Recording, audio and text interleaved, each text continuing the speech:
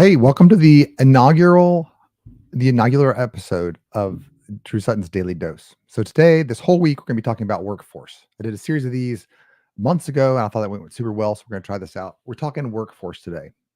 All right. Today is motivation. So what motivates your team? Well, first of all, let's talk about who Drew Sutton Leadership is.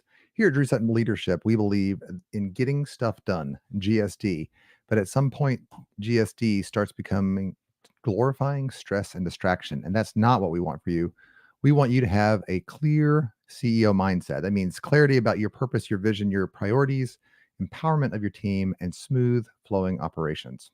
So, into today's show, Workforce Week, Day One, Motivation. What motivates your people? Well, here's how to know if this episode is for you. Are you ready? Have you ever said these words? I'm really stressed out, or I can't sleep at night, or I can't get out of the weeds at work. Sometimes we do the old rational, frazzle, just can't find good help these days. And as much as I complained about that statement when I was younger, I find myself saying that. And these are the reasonings that sometimes we say those things. Well, they need me, or I need to make those decisions, or I can't trust them to do this without me. And that's why we find ourselves too busy working in the business to start working on the business. Raise your hand if you are too busy working in the business to work on the business. That's a motivation problem. And I'm here today to solve it for you. Let's talk about how to solve it. Well, 98% of employees in 2024, this is a 2024 study we did back in January, 98% of employees are looking for a new job. They're either actively looking for a new job or they're about to start looking for a new job. And that should be terrifying for you. It should be terrifying for you for two reasons. The first reason is that means you're about to hire a bunch of people. If you're going to lose, let's say half of your workforce actually takes a better offer and moves, half of your workforce is gone. What's that going to do to your bottom line? What's that going to do to your time? What's that going to do to your customers when all of a sudden the service drops as you start training new people and go bumping down that road? The other reason it should be terrifying for you is just the headache of hiring a whole new set of people, right? And besides terrifying, it should be sad for you, because that means that the only person that really wants to be working in your business, if 98% of the folks are looking for a new job, that means that the only person that wants to be working in your business is probably you. We got to fix that. But don't worry, that's what we're going to fix today. Are you ready? Let's talk first of all about the three costs, the three terrifying costs of turnover. Number one is finding somebody. It takes at least a month to find a good employee. If we're talking about the kind of the lower entry level employees, maybe a little bit faster, but honestly, you still got to take time away each day to read resumes and then to have interviews. And let me tell you, the first interview doesn't work. In fact, there's some really interesting science called the secretary problem, or later in a more politically correct world, it's called the explorer problem in mathematics and in behavioral psychology. And it says basically you have to interview a lot of people before you can find a good client. Okay, so that's just hours out of your day. I guarantee you it's going to take you 40 hours minimum to find your next employee. If it's a specialized employee, it's going to take longer. Cost number two is a cost of training. Listen, I'm an amazing employee. It is what it is. No, in all seriousness, I still need to be trained. Even if you have somebody that is, a level 8 and you just have a level 7 job, right? They're just an amazing person. They're overqualified for the job. You still got to train them on your processes and the way that you do things. I would still have to learn a new engineering software if we came in for engineering. If we came into leadership, I'd have to learn your ERP software, right? It just takes 3 to 6 months to teach somebody software. Now, I got a lot of friends in the training industry, and I think that there are some ways we can shrink that time period, but there's still a significant cost to you in hours wasted as the employee learns their job, work that has to be redone, etc. I'm going to leave it there. I think we're all synced up on that. Cost number three is the cost of bad luck. What do I mean there? Well, if you hire somebody, there is a 50-50 chance that they're not a good fit. In fact, if you are hiring people and retaining people at higher than a 50% rate, let's say that 75% of your hires stick around for more than 2 or 3 years, you are crushing it. Most hires have a 50% chance of sticking. So not only are you spending time interviewing people, you got to write the job description, post the job description, find the person, you got to pay the recruiter who found the person for you. Then you got to train them. And then you still have a 50% chance of it not working out. If depending on where your job skills are, excuse me, depending on what your job skills are, if you're at the bottom of the barrel, you might have a 25% retention over a 2-year time period. If you're at like a higher, like managerial or engineering, I mean, 50% is a real number. It's a very real number. And then because I love Jeffrey Gitomer, hashtag Jeffrey Gitomer, your cost 3.5 to turnover is you have to pick up the slack yourself. So in that time period, let's say it's 3 months, like let's say you wanted to hire me today, right? Boom, we want to hire today. It's a month before I can get in your doors. I got to sign paperwork. You got to do a background check. We got to schedule second interviews. I got to give a notice at my old job. Then I got to come to your new job. Then I'm not really focused because maybe I moved across the country. There is a huge amount of time, even if you knew the perfect employee or the perfect hire was right here, there's a lot of time before you can actually hire that person. And during that whole period of time, let's say it's 2 months, let's say it's 3 months, let's say it's 9 months, that whole period of time, you or your employees, your other employees, have to pick up the slack of the missing employee. And that is a huge hidden cost. And your customers feel the bumps. And your profit margin, your bottom line, it feels the bumps. And you're not working on the business when you are working in the business. And that is the hidden cost of turnover. So you got 3 costs. You're finding the person, training the person, just bad luck. Do they fit probability? And then, of course, 3.5, Jeffrey Gitomer, 3.5 is all the time that you spend doing the person's job while you're trying to replace the person. All right, we got a big problem here. So what's causing this? And what's causing all the turnover? What's causing the 98% of job dissatisfaction? Well, I got a hint for you. It's a word and it starts with M. And I bet you don't know what it is. It's mission. It's not money.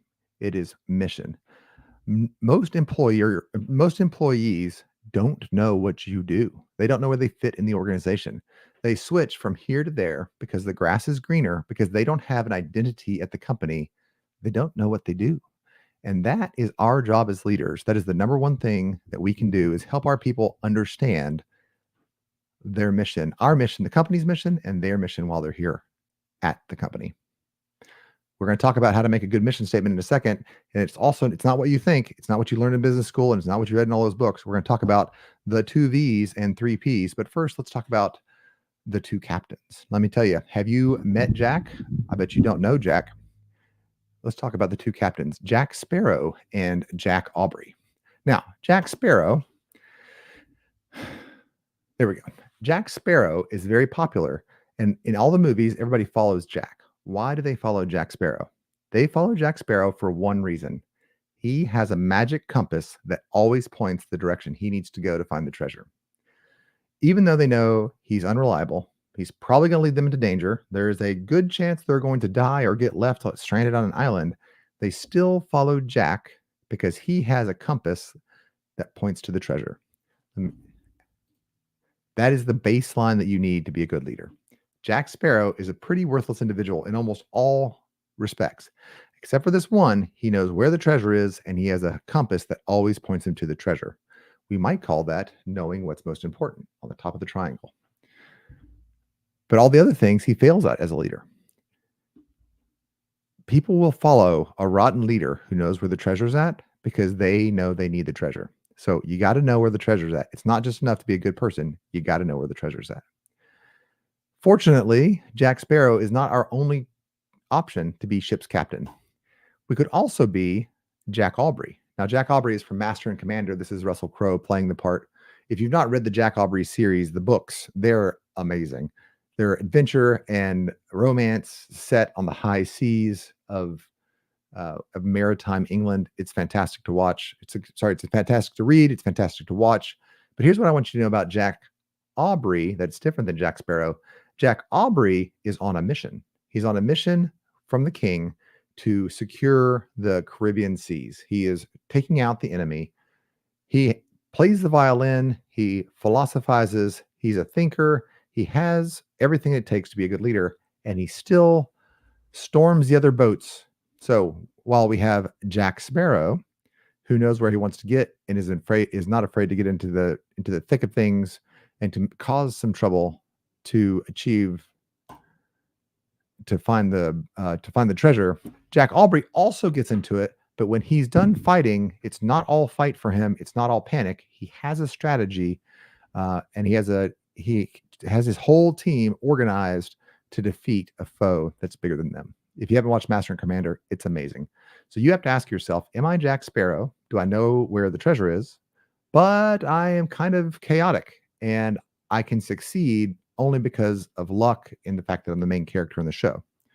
Or are you Jack Aubrey, who also knows where the treasure is, but trains his men to be a smooth operating force so that they can take down the prize and win victory in the face of certain death? I think that we'd all rather serve Captain Aubrey than we would the mythical Jack Sparrow. Here's the thing.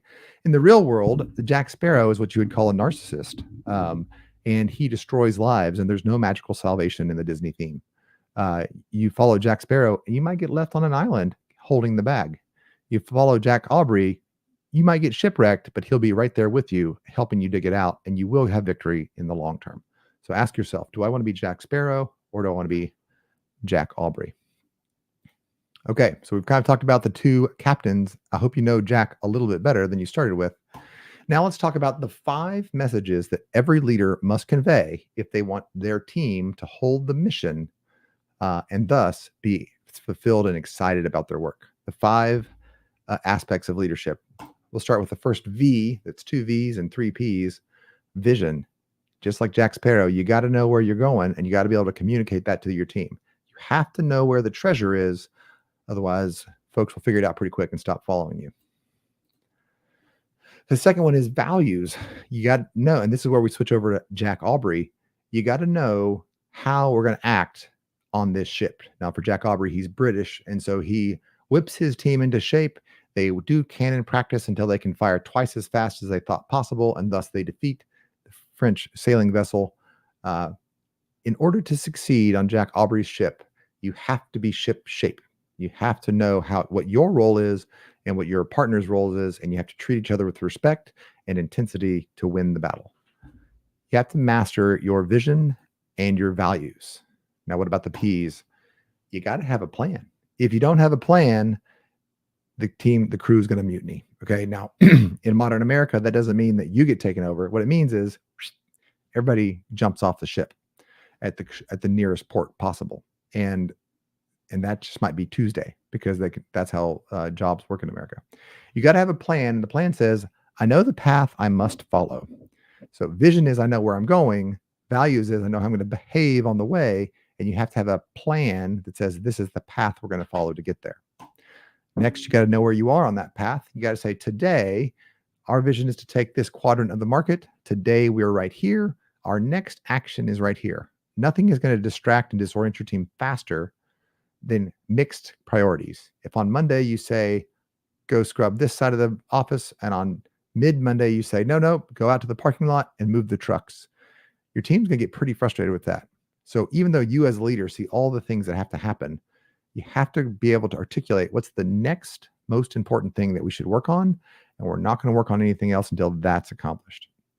Don't switch your team's priorities up. You got to say, this is the plan, and this is the next thing we're working on. This is the priority. And working on anything besides this next thing, it doesn't make sense. If everybody knows what the plan and the priorities are, they're going to be able to engage. And the last P is place. I think this so often gets underrated. You have to look at each individual contributor on your team and say, I want you here. Not only do I know where we're going, I know how we're going to act when we get there. I have a plan to get there. I know where on the path we are. So I know the next steps that we need to work on, but I specifically want you on the team.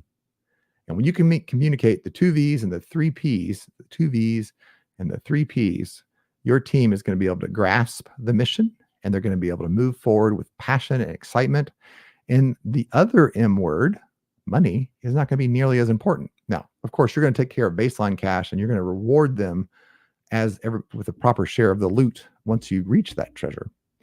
But you got to do the 2 P's or the 2 V's and the 3 P's so they can grasp a hold of that mission. And then your team will not be a part of that 98% that's looking for a new job. Well, that's your first daily dose from Drew. Thanks for being here, and we will be back tomorrow.